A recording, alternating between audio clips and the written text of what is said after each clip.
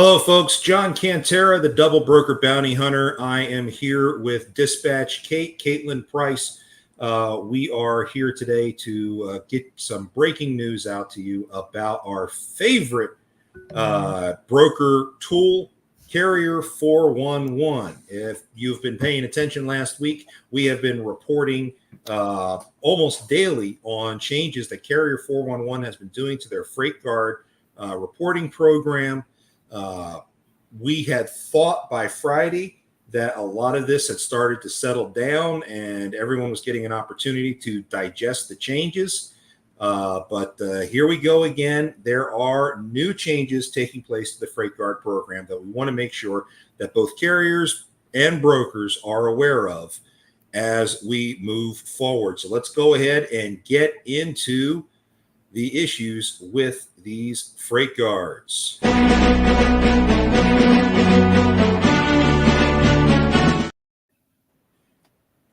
So we have been working very hard over the last couple of weeks to talk about FreightGuard reports and what Carrier 411 has been doing in making changes.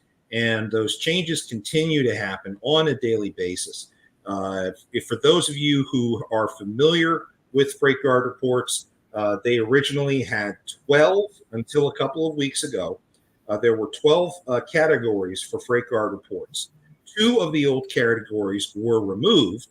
And now, today, there are 34 categories for which a carrier or shipper can levy a sanction. And yes, I say a sanction against a carrier. And the reason why I say sanction is, 1, it's informal because these guys are not FMCSA. And 2, it does have dramatic, unbelievable impact against carriers, usually driving carriers out of business, especially small ones.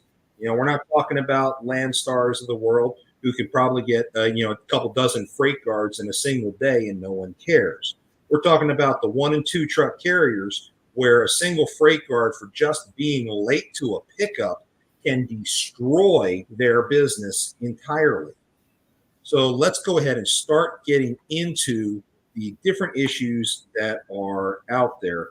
If you need to blow up the screen, that's fine. But you can find all of this on carrier411.com/FreightGuard.cfm. All of this is out there in black and white from Carrier 411 themselves. So absolutely no bias here. Now, for those of you who have been following our reports, you know that we have been reporting on this from the perspective of a wrongfully reported against carrier. That's really where our issues lie. If somebody is actually guilty of some of these sins, well, they've made their bed and they can sleep in it. But when they are innocent, then there's no due process, and it doesn't matter how things are playing out. So let's go ahead and start breaking these 24 new categories down so that everyone can see what they have to deal with. And as you can see, this list is very, very long. So we'll try to keep this brief so you all know what to expect. We have reported on carrier status do not use. If you're on the website, you can just click the love button and it gives a total description as to what qualifies under that status. Okay, basically, if a broker says that a carrier is do not use in their own internal TMS, the broker can then throw FreightGuard on the carrier so that the rest of the customers for Carrier 411 can also put them on do not use. Hang on, I want to branch off of that because as we all know, I've said this before, I have a carrier who uses a virtual address, and it's not because they have a home and they want to, protect their privacy and things like that. It's because they don't really have a home. When they go home, it's to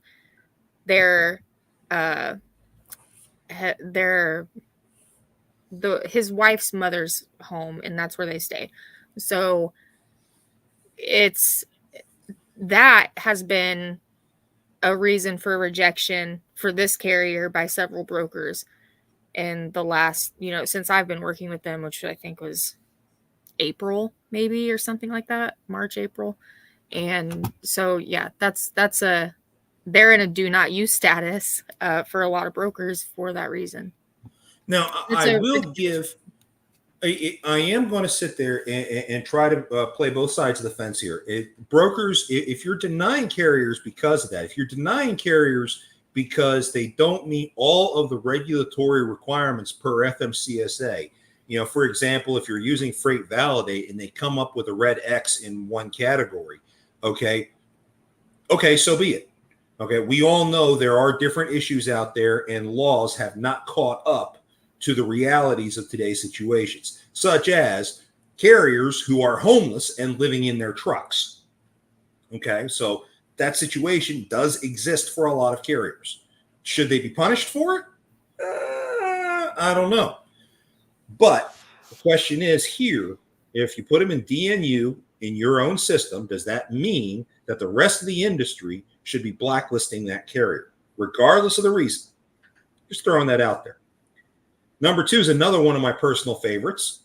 People outside the United States or Canada. Now, those of you who have seen our show, you know that we deal with fraud in the industry. We all know that a lot of the fraud that takes place in this industry comes from overseas elements like organized crime out of Eastern Europe or call centers out of India and Pakistan who don't understand exactly the laws that go behind dispatching or the trucking industry.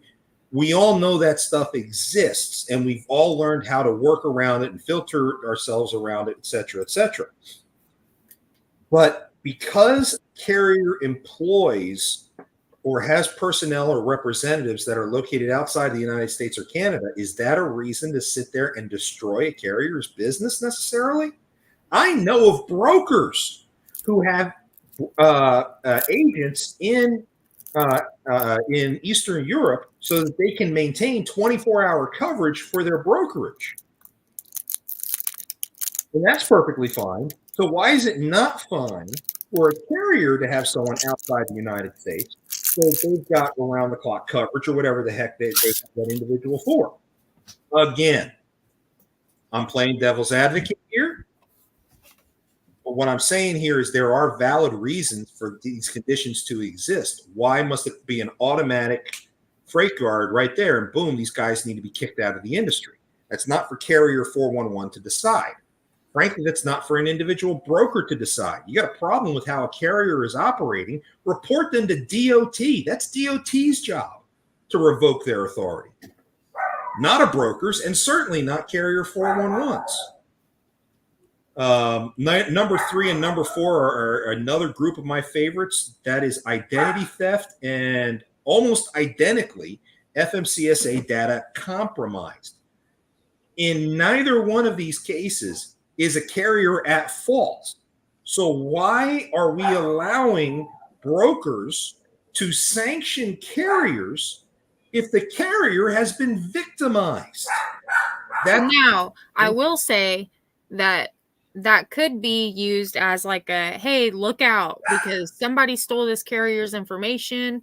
Make sure that you're working with the right person or whatever. If it's reported and used correctly, that's what it should be used for, not for.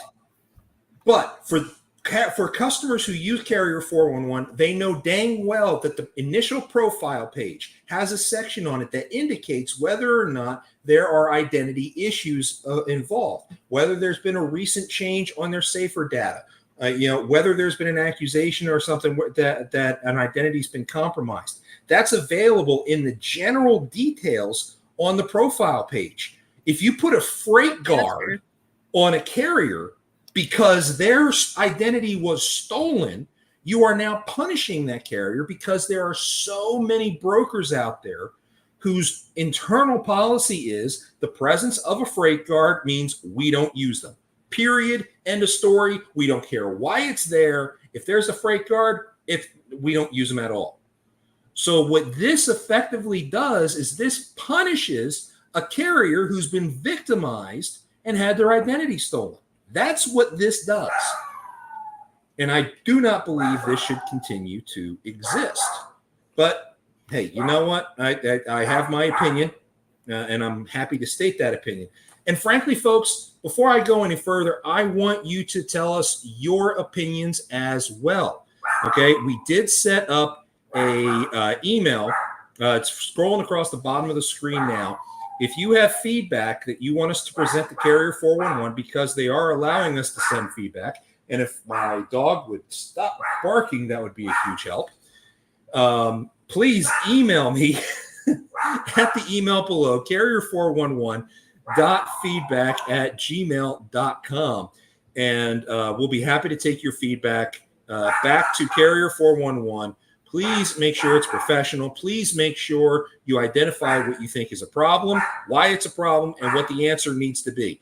Please do not make any threats or try to lobby to have a FreightGuard removed. Those kinds of emails will be ignored. So, well, with that being said, let's go ahead and get back into the list. And believe me, folks, I am writing up a list on all the ones that I've got severe feelings about.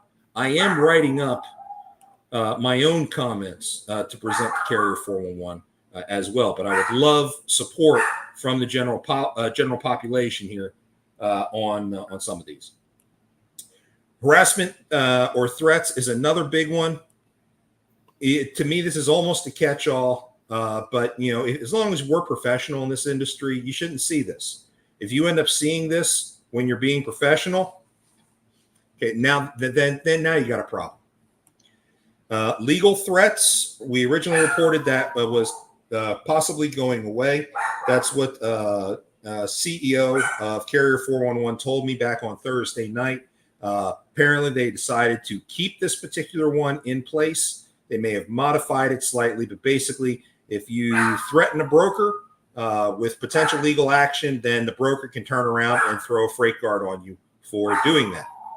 I don't know. Last time I checked, that was exercising your legal rights, not necessarily making threats. So, yeah, take that for what it's worth, folks. FreightGuard retaliation. This is one of the brand new ones that has snuck up on us. Means adverse actions taken by a carrier against a broker because the broker submitted a FreightGuard report. Examples include holding loads hostage. Well, that's a FreightGuard in and of itself. Social media attacks. That's another new FreightGuard as well. Posting negative and false reviews about the broker online. There's another FreightGuard for that. Bombarding a broker's phone lines and email. That goes along with harassments and threats. Harassing and threatening the broker and their employees. Well, that goes along with harassment and threats. Let's see here. Filing frivolous lawsuits. Okay. You know, last time I checked, if a carrier files a lawsuit, they're spending the money. So I think they have thought it through before they determined it was frivolous. Contacting a broker's customer and spreading false rumors to tarnish the broker's reputation. So we're not allowed to contact a broker's customer anymore. Let me see. Federal law 49 CFR 377 actually states that a carrier can invoice a customer directly, especially if a broker does not pay. So I say this is not a very good or well thought out FreightGuard category. Unauthorized transloading. Okay, this one I get behind. 110%. If you didn't get authorization from a broker to transload stuff into a different unit, okay, I buy getting a FreightGuard for that one. Also, unauthorized freight consolidation. I mean, heck, I have seen this being done as a form of double brokerage. Carriers getting contracted to move LTL freight across the country. They hire box trucks and whatnot to pick up the freight, to take it to a warehouse to consolidate it. The box truck doesn't know any different, you know, and then the carrier has all the freight at their one warehouse, wherever they are, and then they throw it all on one truck to run it across the country. You know, forget the fact that it may have been mandated by the original broker to have been a dedicated load for 2 pallets. You know, who knows? So I can get behind that one as well. Refused or stopped tracking. I think everyone in this industry would agree that tracking is part of this industry. It is something that's not going to go away, and it is for the protection of the owner of the cargo. So I think it is respectable that carriers should be allowing tracking and should not interfere with tracking. So this one I can get behind. However, to throw a FreightGuard under this category just because someone's tracking was disrupted because, well, their phone died, or they went into a dead zone where they don't have service on their phone, try calling the carrier first. And when you get a hold of them, hey, can you refresh your tracking? Instead of just slapping a FreightGuard on them halfway through the load. Let's branch off of that real quick and say we're not talking about the people that throw a FreightGuard on here for somebody that literally refuses to track. We have literally seen brokers that will throw a FreightGuard on somebody for something like this, like, oh, their phone died and they didn't track for 2 hours because they were in a dead zone. We have literally seen that. That's what we're talking about. That's the kind of stuff that we're arguing is not morally right. Yeah, yeah, exactly. It's one thing entirely if a carrier sits there and says, look, I'm not going to let you track me. You're going to trust me to do the job because you contract me, but you're not going to track me. Okay, I get that one, guys. I get it. Okay, I'm not arguing that. Again, we are arguing with something happened because, hey, this is the transportation industry. Crap happens. And when that crap happens, geez, guys, let's just work through it. Let's just talk about it. Yes, Sage, I am live with you. Okay, back into this. I got to pull up my other screen because I got a hard time seeing some of this. Yes, it does mean I need better glasses, but that's all right. Driver performance issues is one that we have not yet reported on. Look, I can get behind some of the things here. You know, a driver being inappropriate, a driver operating without a proper license, you know, a driver committing a theft or fraud. These kinds of things I understand, I can get behind. Okay. But I do firmly believe that many of these things here are things that can be resolved by a quick phone call and proper communication. Now, if the carrier refuses to communicate with the broker to fix things, okay, I can get behind that. I can absolutely get behind that. From Ed here, then you have carriers complaining about brokers calling them when tracking has been accepted. There are 3 sides to every story: the carrier side, the broker side, and then the truth.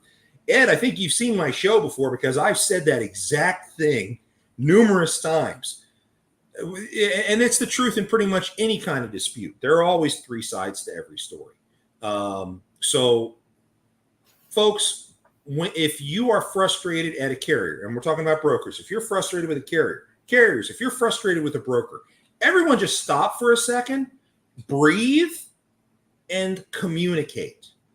And many of these things don't have to come to pass. Okay, it's when we start getting super defensive and getting emotional, that's when these things turn into a hellacious problem for everybody. Dispatch service issues. Now, being a dispatcher, I take a little bit of exemption to some of this, not all of it. Means problems that arise when carriers and third-party carriers use third-party dispatch services. Issues include, but are not limited to, lack of transparency, overbooking loads, assigning a load to a different carrier, cancellations, misunderstandings about load details and delivery times, communication issues, and double brokering. Look, there are a few things on that list I can wholeheartedly get behind. And I do know dispatch services have a bad name in this industry. I'm not going to argue that. Being a dispatcher for the last 5 years, I've seen it, I've dealt with it, I've chased after it, I've reported on dispatchers myself, and I am one. But some of these here is a two-way street. And again, communication. If a dispatch service is properly representing themselves, they're going to have a disclaimer in their emails identifying themselves as a dispatch service. They're going to be inviting you to contact the carrier to verify that they actually work for the carrier. They're going to be inviting you to validate whatever the heck a broker wants, so that the broker feels comfortable that this dispatch service appropriately and properly speaks for the carrier. And FMCSA has laid out specific guidelines to say whether or not someone is acting appropriately as a dispatch service. Okay, and you can talk to Dale Prax over at Freight Validate. He is putting together a program where he validates dispatch services as well. And Kate and I are both absolutely ecstatic to be included as verified dispatchers on the platform when that goes live. But if you have an issue with a dispatch service, folks, carriers, you need to speak to your dispatchers, and you need to speak to the brokers. Brokers, call the carrier, call the safer information, talk to them, get the verification. Does the dispatcher have a power of attorney to speak on the carrier's behalf? If yes, then the dispatcher is acting as an agent legally under the law for that carrier. Nothing wrong with that. Now, if a dispatch service screws up, as long as they're communicating and they clean up their mess ups, I've had the problem once before where I gave the wrong MC number. I gave one MC number for a load. I meant to give another one. They're right next to each other on my sheet, and I cut and paste the data for them when I send the emails. I've done that too. And I've said it over the phone, and I'm like, man, I know that they think I'm just a shithead now. Oh, absolutely. And I immediately turn around and say, oh, hey, look, I gave you the wrong information. Let me give you the right information. I apologize. This is who it is. Please call the owner. Talk to them. Verify everything. Please call them. If you have a dispatch service that doesn't then offer all of that, doesn't encourage a broker to call and all that, okay, I can understand being suspicious at that point. But, please have a discussion before you start throwing these things down. They cause so much damage.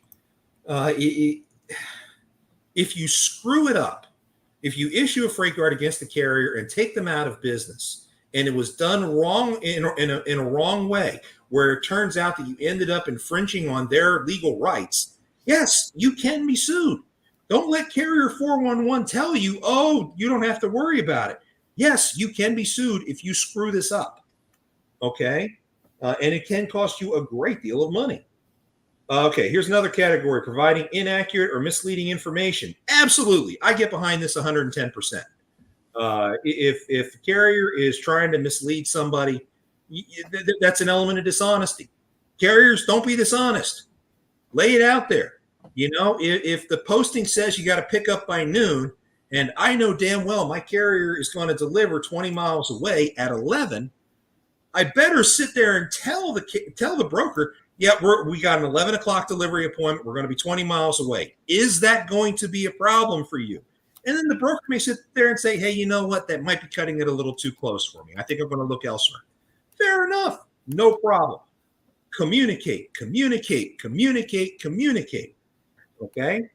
Before you throw down a FreightGuard, let's communicate.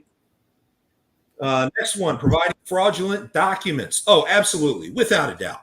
If somebody forges something, you better throw them under the damn bus. I'm 100% behind this one. I've seen my fair share of fake COIs, fake BOLs in the collections business that I do, trying to help carriers collect on scam loads. I come across plenty of fake BOLs. Turns out the guy claiming that he got scammed actually is a scammer himself trying to get paid on something he didn't do. So I catch that stuff. Now, I don't have the ability to throw a FreightGuard on him because I'm a dispatcher and Carrier 411 would never give me an account. But you know what I do? I report them. I report them to the Office of the Inspector General at DOT. And if they don't do anything, okay. But damn it, I sure as hell at least tried. All right. Demanding additional payments. This one, it rides a line. There are times when it is appropriate for a broker to pay a carrier in certain situations. We're talking about detention. We're talking about TONUs. Now, if a carrier is trying to be forceful and extort a broker into paying more money for something, okay, I can see this FreightGuard. But I don't see this FreightGuard for when a carrier just asks for a TONU, which is what this kind of sounds like it's implying. Means a carrier insisted the broker pay extra money without valid reason after accepting the load on an agreed upon rate, regardless of whether the carrier signed and returned a rate confirmation to the broker. May include demanding unexpected fees, claiming unwarranted detention charges, or a TONU fee, alleging the load was heavier or larger than specified, or any other demands for additional payment. Again, most of this I can get behind. But if it is a legitimate request for additional payment, don't throw this FreightGuard around for something that's legitimate and in your contract already, because that can cause brokers a lot of problems for legal issues down the line. Here's a new one. This is one of the new batch of new ones that came out. Payment issues. And this is very gray to me when I first read it. It means any problems related to payment due from a carrier. Examples include, but are not limited to, non-payment, delayed payment, or payment disputes. Now, I want to repeat something real quick. Related to payment due from a carrier. This means from a carrier to a broker. Now, how often does that happen? Not very. I usually only see this with a claim. I may see it when a carrier gets fined. But if a carrier gets fined by a broker for something, then usually it involves a reduction in the rate. Does a reduction in a rate mean that you should throw this particular FreightGuard against them? I don't think so. There might have been another reason that falls in categories of one, or falls within one of these other categories. But for payment issues, to me, that's a little gray. Let's see. Let's go. We're trying to stick with just the new categories because everyone's very familiar with the old categories. This is another new one that just popped up. Unleased owner operator. I can get behind this 110%. As I've seen cases, and I've been asked to work cases before, where a carrier, because they couldn't make a pickup in time, would hire their buddy to go and do the pickup for them, and then something happens down the road, okay? And then they claim that they're an owner-operator on contract with them. Come on, guys. Be real. There are rules and regulations that specifically identify how an owner-operator and a carrier relationship are supposed to flow. Contracts are involved. There should be a sign-out or sign-in sheet where the VIN number is verified and the odometer reading is verified before a truck goes on duty under another carrier's MC number. There should be proper documentation on the side of the truck. All that stuff. If that is not done properly, then the guy's not properly leased on, in which case this particular accusation can apply. And like I said, this one I can get behind. Okay. Truck not insured. Again, I can get behind this one as well. I have seen carriers trying to save money. If a carrier, in an attempt to save money, their main truck is in the shop, so they go and they rent another truck so they can keep running, and then they don't put that new truck on their insurance policy. Well, then you'll be guilty of this one, okay? And the reason why it's such a big deal is because if you're in an accident in that new truck, well, there's no cargo coverage, there's no liability coverage because that truck is not insured on the policy. So if you want to know why brokers are constantly asking for VIN numbers, this is why, okay? So make sure all the trucks that are in your possession at that point in time are on your policy, or you could face this one. And don't expect me to try to defend you on this particular account. Sticking with the new stuff, improper or damaged equipment. Okay, I can kind of get this, but I think it's splitting hairs. If a carrier shows up and the equipment is not effective, what's the first thing the shipper does? They reject the truck, right? Okay. Is that a harm or a foul for somebody? Usually, no. But I can understand if all of a sudden the customer sits there and says, "Oh, you sent a crap truck in to pick up my cargo. I'm never going to work with you again." If the actions of a carrier damage a broker's relationship, then I can see and understand throwing a freight guard against that carrier for whatever willful damage was caused. But it also needs to be taken with a grain of salt. I don't know how many times I've seen dry vans and box trucks get a rivet popped because they drove through a gust of wind at 50 miles an hour, and a couple of rivets may have popped on the side of the truck, exposing the seam and having a little beam of light come through the roof that wasn't there between the time they did their pre-check and the time they showed up at the warehouse. Does that mean they deserve to have a freight guard thrown against them for it?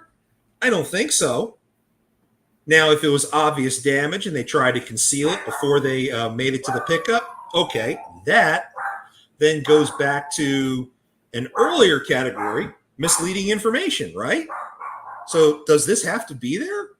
I don't know. As you can tell, I disagree with a lot of these things. But my reasons for disagreeing with them are thought out. I try to root them in fact, not just my own personal opinion. So that is why we have that email streaming across the bottom of the screen. If you have ideas and thoughts that need to be conveyed that you think are relative to what we're talking about, and you want Carrier 411 to know about it, send an email there. Because remember, you can't call Carrier 411 and tell them these things, especially if you're a carrier. But we are lucky that Carrier 411 is giving Stop the Scam the opportunity to present rebuttals on this stuff. Failed to return equipment is yet another one of the brand new categories that we have not yet seen. This is pretty simple. You power only guys who pick up a trailer and are told you have to return it by a certain time frame. Fail to bring it back, well, you can expect to get hit. Again, to avoid stuff like this, communicate. I mean, heck, I've got a power only guy right now. He's 1 day late bringing back a trailer, but we had a hard time getting a backhaul. So I communicated a day ago to the broker, let him know what was going on. And they're like, "Oh, okay, cool. No problem. Thanks for letting us know. Yeah, we're not going to have a problem if you deliver 1 day late." All you got to do is talk. Talk to them. They're human beings. Okay. Team load solo driver. Yeah, I'm behind this 110%. There are reasons why brokers pay for teams. Don't sit there as a carrier and think, "Oh, I can make extra money by claiming I've got a team."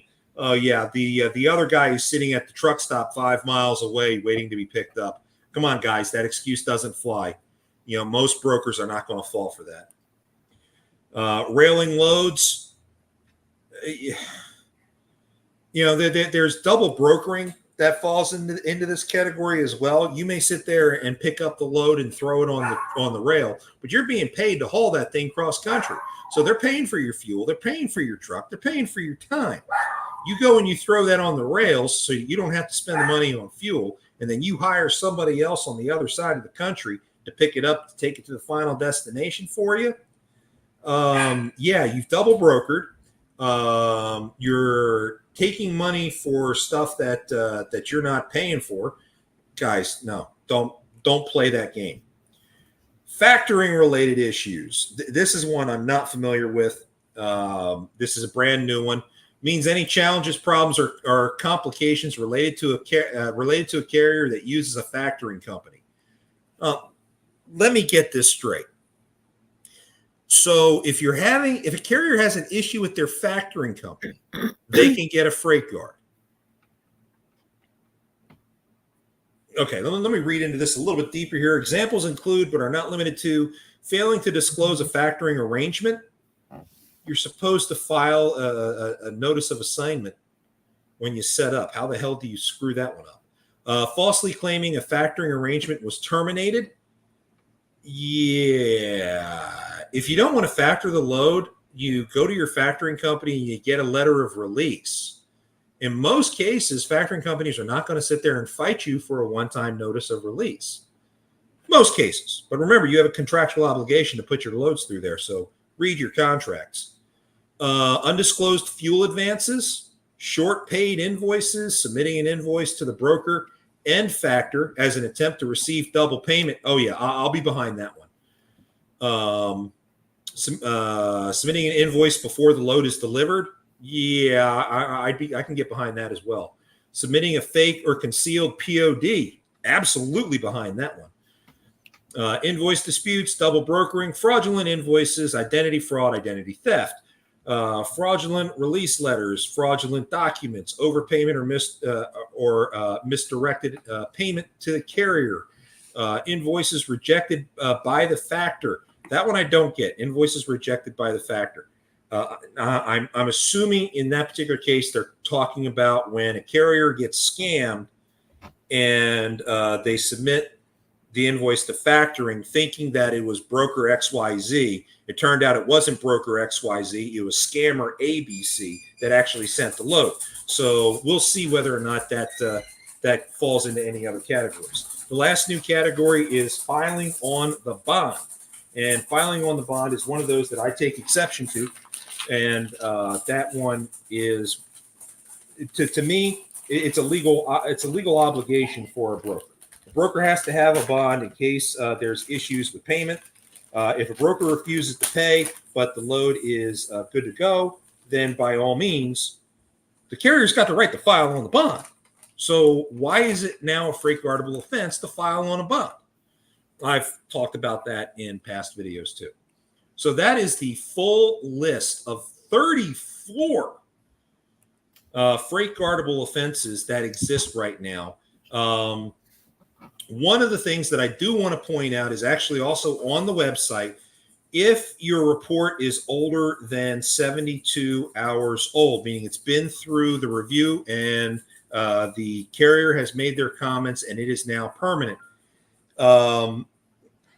If after that point a freight guard then goes into deleted status, the only thing that is still viewable is going to be the reason for the freight guard, so the freight guard category that we just went over,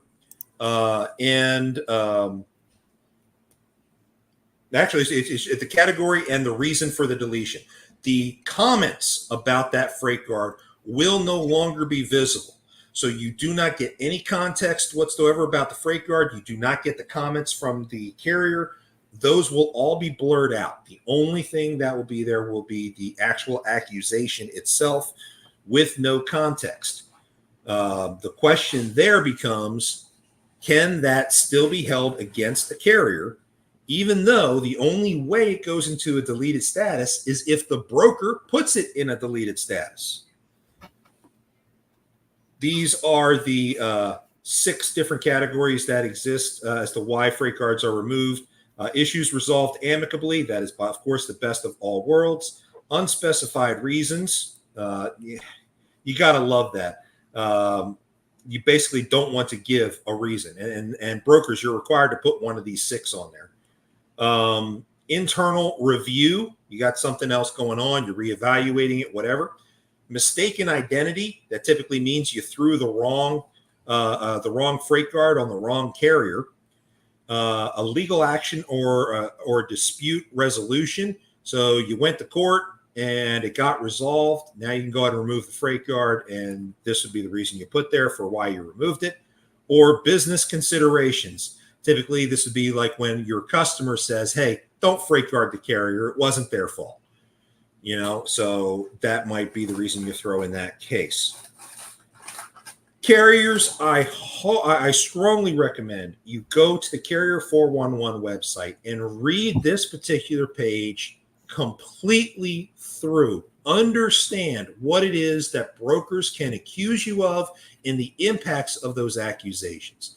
Brokers, you need to understand, if you don't already, that these accusations, once filed against the carrier, have carrier destroying impacts. So I have heard Sage Outcast criticize me for using the word sanction before. Folks, I'm telling you, it's an unofficial, industry-wide sanction.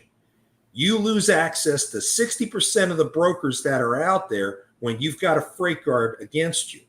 And if you lose access to customers, you run the risk of going out of business. Tell me how that doesn't qualify under the definition of sanction. Unofficial, absolutely, because only FMCSA has the authority to drive a carrier out of business by removing their authority. But these right here, in my opinion, usurp the authority of FMCSA.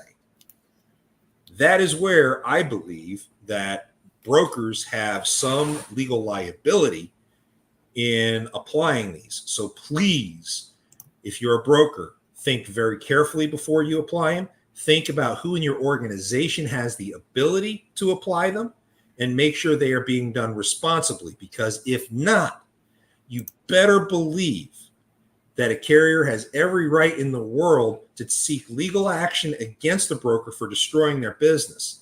And there are judges out there who will side with carriers if the offense is egregious enough. So please think very carefully on this.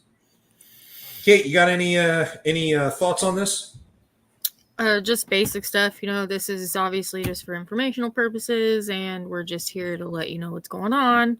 And you can interpret all of this however you will. We try to remain somewhat unbiased, or tell both sides of the story however we can see it, and just speak from our own experiences. So that's about it. That's all I got. John's on the phone.